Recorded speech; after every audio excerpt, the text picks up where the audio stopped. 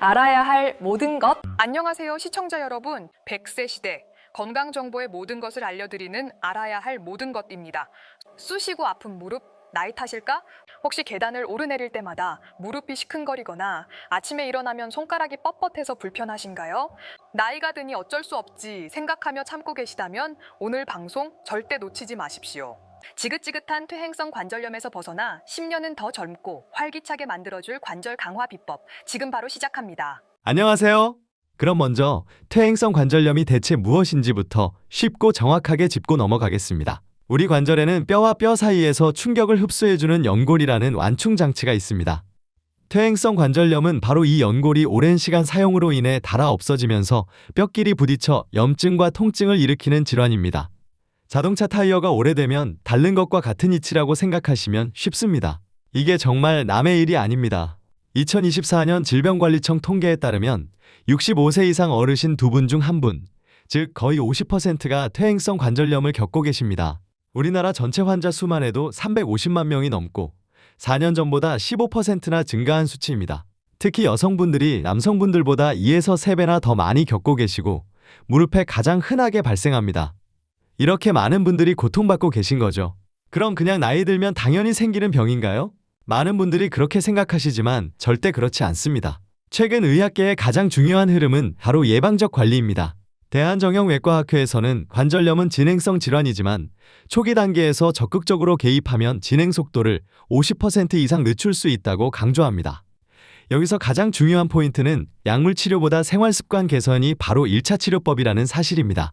서울대학교 병원 정형외과 교수님께서는 10년 젊은 관절 유지는 충분히 가능하지만 꾸준함이 핵심이다라고 말씀하셨습니다. 특히 관리를 시작하고 첫 3개월이 가장 중요하다고 하는데요. 왜냐하면 우리 몸이 새로운 습관에 적응하고 근육이 생기고 염증 수치가 실제로 변화하는데 최소 그 정도의 시간이 걸리기 때문입니다. 그러니 나는 이미 늦었어라고 포기하지 마세요. 오늘부터 시작하면 내 관절 건강이 완전히 달라질 수 있습니다. 퇴행성 관절염이 더 이상 운명이 아니라 우리가 충분히 관리하고 이겨낼 수 있는 대상이라는 희망적인 사실을 꼭 기억해 주시기 바랍니다. 이제 가장 궁금해하실 시간입니다. 그래서 뭘 어떻게 해야 하는데? 바로 그 구체적인 실천 방법을 알려드리겠습니다. 제가 오늘 시청자분들이 바로 따라하실 수 있도록 10년 젊어지는 관절 강화 비법 5가지를 체계적으로 정리해왔습니다. 첫 번째는 운동입니다. 아프다고 움직이지 않으면 근육이 약해져서 관절이 더 불안정해집니다. 핵심은 관절에 부담을 주지 않는 운동을 꾸준히 하는 것입니다. 가장 추천하는 것은 수영이나 물속에서 걷는 수중 운동입니다. 물의 부력 덕분에 관절에 가해지는 부담이 거의 없어서 통증 없이 전신 근력을 키울 수 있습니다. 일주일에 2에서 3번, 30에서 40분 정도면 충분합니다. 헬스장에 가신다면 실내 자전거를 추천합니다. 안장 높이를 잘 조절해서 무릎이 완전히 펴지지 않게 타는 것이 중요하고요. 일주일에 2번, 20분 정도부터 시작해보세요. 그리고 매일 집에서 10분만 투자해서 할 수 있는 근력 운동이 있습니다. 의자에 앉아 한쪽 다리를 쭉 폈다가 내리는 동작, 벽에 등을 기대고 무릎을 살짝 구부리는 스쿼트, 누워서 다리를 들어 올리는 동작. 이 3가지만 매일 꾸준히 하셔도 허벅지 근육이 튼튼해져 무릎으로 가는 부담을 확 줄여줍니다. 두 번째는 식단입니다. 우리 몸에 염증을 일으키는 음식이 있고 염증을 가라앉히는 음식이 있습니다. 관절 건강을 위해서는 후자를 즐겨 드셔야겠죠. 오메가-3가 풍부한 연어, 고등어 같은 등푸른 생선과 호두, 아몬드 같은 견과류를 꼭 챙겨 드세요. 또 블루베리나 브로콜리처럼 색이 진한 채소와 과일은 항산화 성분이 풍부해 염증을 줄여줍니다. 카레의 주성분인 강황이나 생강도 천연 소염제 역할을 하니 요리에 적극 활용해보세요. 반대로 튀긴 음식, 가공식품, 설탕이 많이 든 음식은 염증을 악화시키니 피하시는 게 좋습니다. 세 번째는 체중 관리입니다. 정말 중요합니다. 체중 1kg을 빼면 무릎에 가해지는 부담은 4kg이나 줄어듭니다. 5kg만 빼도 20kg 쌀 한 가마니를 무릎에서 내려놓는 것과 같아요. 3에서 6개월에 걸쳐 현재 체중의 5에서 10% 감량을 목표로 해보세요. 네 번째는 일상 속 관절 보호 습관입니다. 앉을 땐 무릎을 90도로, 설 땐 짝다리 짚지 않기, 운동할 땐 무릎 보호대 착용하기, 그리고 저녁에 따뜻한 물로 목욕이나 조격을 해서 혈액순환을 돕는 것이 좋습니다.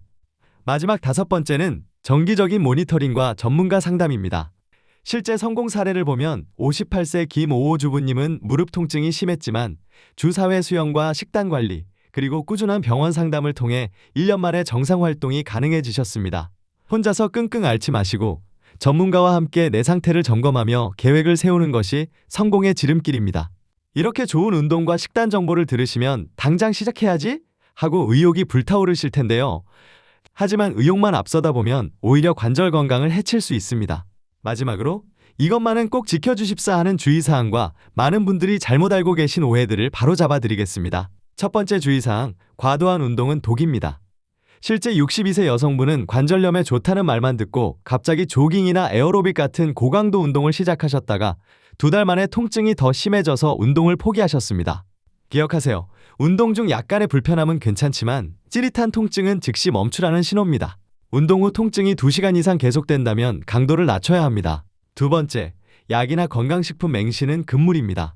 소염 진통제를 오래 드시면 위장에 부담이 갈 수 있고 좋다고 소문난 건강기능식품도 현재 드시는 약과 상호작용을 일으킬 수 있습니다.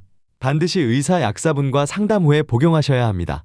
세 번째, 개인차를 고려해야 한다는 점입니다. 내 친구에게 좋았던 운동이 나에게는 맞지 않을 수 있습니다.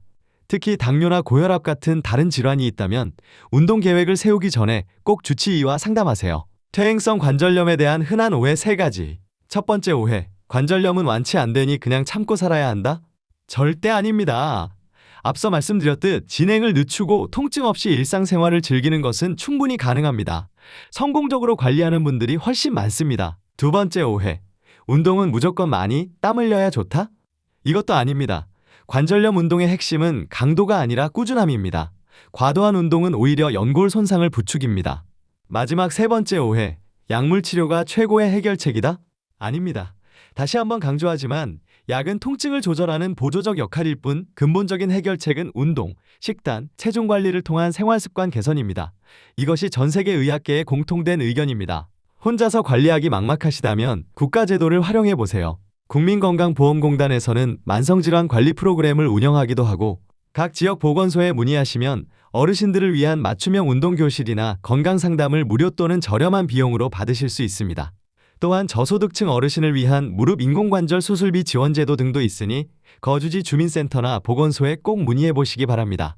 오늘은 퇴행성 관절염을 이겨내고 10년 더 젊은 관절을 만드는 비법에 대해 알아봤습니다. 핵심은 단 3가지입니다.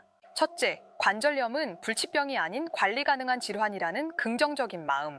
둘째, 내 몸에 맞는 운동과 건강한 식단을 실천하는 꾸준한 노력. 셋째, 혼자 끙끙 앓지 말고 전문가와 상담하는 현명한 태도입니다. 오늘 알려드린 것들을 한 번에 다 하려고 부담 갖지 마시고 저녁 식사 후 10분 산책하기 혹은 의자에 앉아 다리 펴기 운동처럼 딱 한 가지만이라도 오늘부터 시작해보시는 건 어떨까요? 그 작은 시작이 모여 여러분의 활기찬 삶을 만들어줄 겁니다. 다음 시간에도 여러분의 건강한 삶을 위한 유익한 정보로 다시 찾아뵙겠습니다. 시청해주셔서 고맙습니다.